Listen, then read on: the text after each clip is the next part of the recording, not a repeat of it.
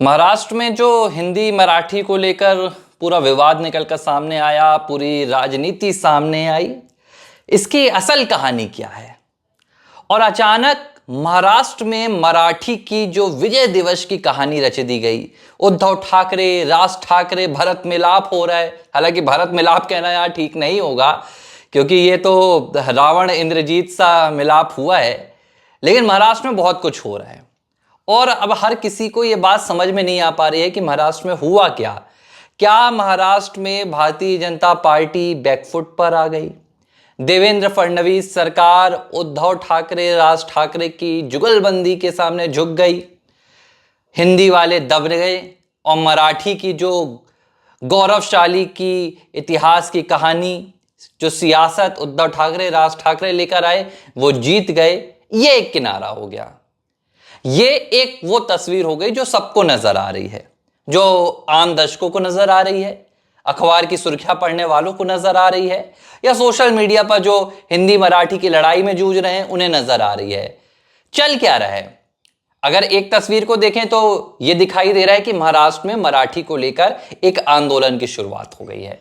आंदोलन कुछ वैसा ही जैसा बाला साहब ठाकरे के जमाने में होता था, जब यूपी बिहार के आए हुए लोगों को मुंबई में मराठी ना बोलने पर लताड़ लगाई जाती थी, खूब मारपीट की जाती थी। यह आलम आ गया था कि यूपी बिहार वाले महाराष्ट्र में आने से घबराने लगे थे और उस वक्त इसे मराठी आंदोलन का नाम दिया गया था। खूब देश भर में चर्चा होती थी। अब जब एक बार फिर से उद्धव ठाकरे, राज ठाकरे मराठी आंदोलन की जो आंच है उसको तेज कर रहे हैं, तो सबको लग रहा है कि वही पुराना दौर वापस आ रहा है और भारतीय जनता पार्टी इसे समझ नहीं पा रही है। असली कहानी ये नहीं है। असली कहानी वो है जिसे मुझे लगता है कि साधारण आंखों से नहीं देखा जा सकता, जिसे देखने के लिए आपको देवेंद्र फडणवीस की आंखें हासिल करनी होगी।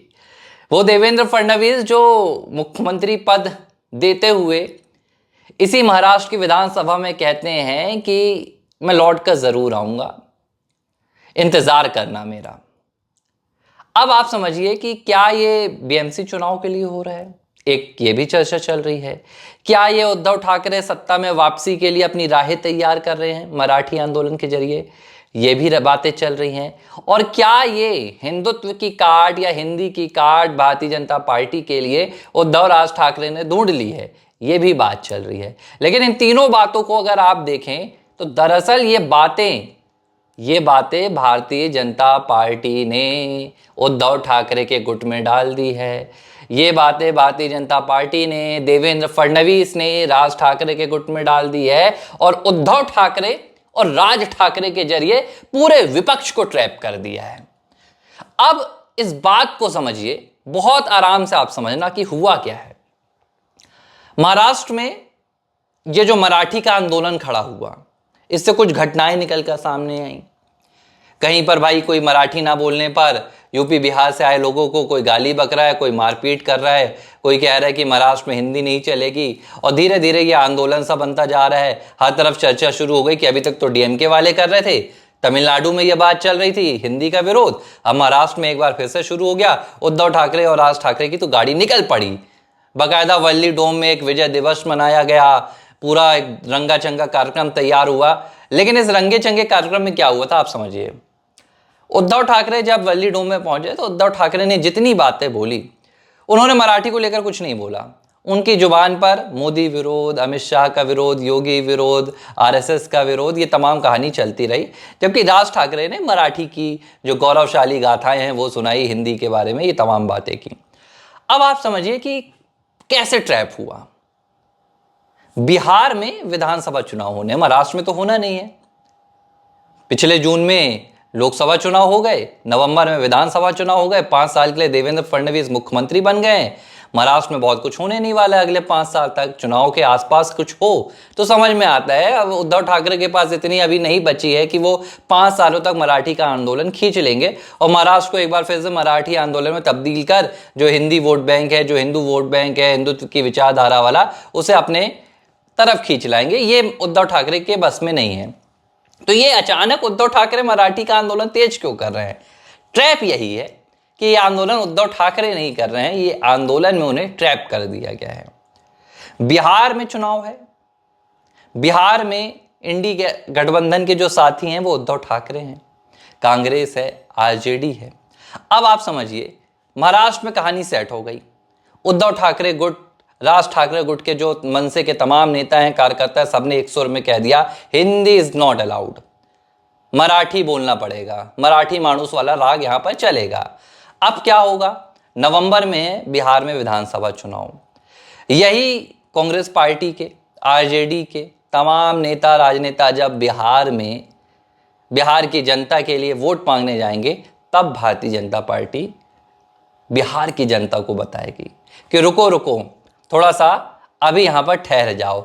ये वही कांग्रेस है जो महाराष्ट्र में उद्धव ठाकरे के साथ मिलकर कहती है कि महाराष्ट्र में आओगे तो हिंदी नहीं बोलोगे, यूपी बिहारी महाराष्ट्र में तुम्हें एंट्री नहीं मिलेगी अगर मराठी नहीं सीखोगे। अब ये बिहार में आकर बिहार की गौरवशाली गाथा बता रहे हैं। जब ये महाराष्ट्र में जाते हैं तो मराठी हो जाते हैं, बिहार में आएंगे तो बिहारी बन जाएंगे। अब इनसे आपको बच के रहना है। और ये पूरा ट्रैप कोई नहीं समझ पाया, ना उद्धव ठाकरे समझ पाए, ना राज ठाकरे समझ पाए। और सवाल उठ रहे थे कि भाई देवेंद्र फडणवीस शांत क्यों है, देवेंद्र फडणवीस खामोश क्यों है, इतना बड़ा आंदोलन बनता जा रहा है, हिंदी भाषियों पर जोर दिया जा रहा है। अब देखिए ना, धीरे धीरे ये कहानी यूपी बिहार पहुंचने लगी है। शुरू महाराष्ट्र में हुआ, लेकिन अब इसका जो अंजाम है, जो इसका परिणाम है, वो बिहार में देखने के लिए मिलेगा। ब्रजभूषण शरण ने बोल दिया है कि राज ठाकरे, उद्धव ठाकरे को एंट्री नहीं मिलेगी उत्तर प्रदेश में। देवेंद्र फडणवीस ने बोला भी कि ना वो ऐसा आंदोलन ना करें, लेकिन तब भी ब्रजभूषण शरण ने बोल दिया है कि नहीं हम तो करेंगे। तो पूरी देखिए पटकथा तैयार की गई और इस पटकथा में फंस गए उद्धव ठाकरे, क्योंकि उन्हें लालच थी कि चलो यार पुराना आंदोलन शुरू हो रहा है। और ये कोई पुराना आंदोलन नहीं है, आप इस बात को समझिए। 1968 में क्या हुआ था मैं आपको बताता हूं। ये जो आज महाराष्ट्र में उद्धव ठाकरे ये कहानी बता रहे हैं, जो राज ठाकरे हाथ मिलाकर गलबैया कर मराठी मराठी कर रहे हैं, ये हिंदी मराठी का विरोध दरअसल कभी हुआ ही नहीं। बाला साहब ठाकरे प्रबल हिंदूवादी नेता थे जो हिंदुत्व की विचारधारा पर चलते थे और महाराष्ट्र को तवज्जो देते थे।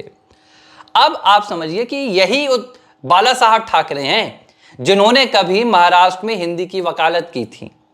हिंदी के लिए जब पूरा महाराष्ट्र खामोश था, बॉलीवुड चरमराया जा रहा था, तब उद्धव ठाकरे आए थे वकालत करने, माफ कीजिएगा बाला साहब ठाकरे 1968 में।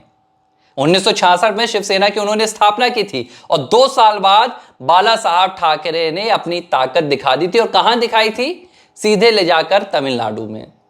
एक फिल्म रिलीज हुई थी तब, वो फिल्म थी मद्रास में रिलीज होनी थी, वो मुंबई की में तमाम कलाकार उसमें काम कर रहे थे, बॉलीवुड के कलाकार। तो डीएमके ने कहा कि भैया हम हिंदी फिल्म रिलीज नहीं होने देंगे, हम हिंदी का तो विरोध करेंगे। वहां भी तमाम राजनीति थी।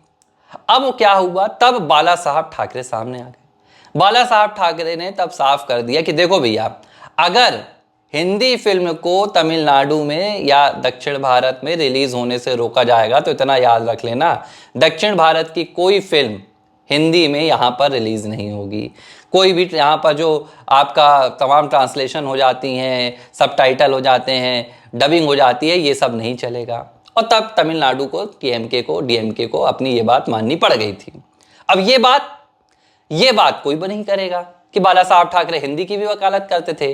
अगर ये बात हो जाई तो भैया जो अभी थोड़ी बहुत आंदोलन लगा हुआ मराठी, वो भी खत्म हो जाएगा। तो पूरी कहानी ये महाराष्ट्र की नहीं है। और देखिए, चाहे वो मुंबई में रहने वाला हो, थाने में रहने वाला हो, वो कहीं जलगांव में रहने वाला हो, कहीं का रहने वाला हो, किसी आम इंसान को, आम आदमी को कोई तकलीफ नहीं है। अगर मैं जाकर मुंबई में हिंदी बोल रहा हूं तो मेरे बगल में खड़े हुए शख्स को कोई तकलीफ नहीं है। ये जो वीडियो में नजर आते हैं, ये जो आपको सोशल मीडिया में नजर आते हैं मराठी की वकालत करने वाले, ये असल में कार्यकर्ता हैं।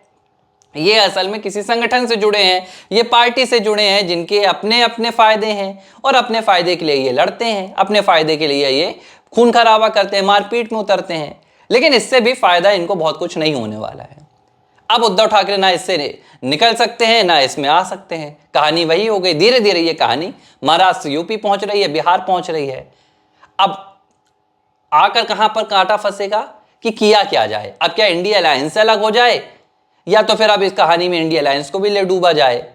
अब उद्धव ठाकरे के सामने ये सवाल भी आएगा इसीलिए अब कहा गया कि भाई ये जो पूरा आंदोलन है इसका चुनाव से कोई लेना देना नहीं। राज ठाकरे ने यह बात की कि हमारा और उद्धव ठाकरे का जो मिलन है ये मराठी के प्रभुत्व के लिए हुआ है, ये चुनाव के लिए नहीं हुआ है, क्योंकि बात चुनाव की होगी तो असर फिर बिहार तक जाएगा। तो पूरी कहानी में जो महाराष्ट्र में मराठी की निकल कर आई है, जो घाटा हो रहा है, जो नुकसान हो रहा है, वो उद्धव ठाकरे विपक्ष का ही करवा रहे हैं। और आगे चल के आप देखना, अभी तो ये थोड़ी सी शुरुआत है, अभी ये जुलाई का महीना चल रहा है, अगस्त सितंबर अक्टूबर तक आते आते जब बिहार में जो चुनाव है वो अपने चरम पर पहुंचने लगेगा, महाराष्ट्र में जो मराठी आंदोलन है कैसे वो तब्दील होगा, बस अब इसके लिए इंतजार करना है।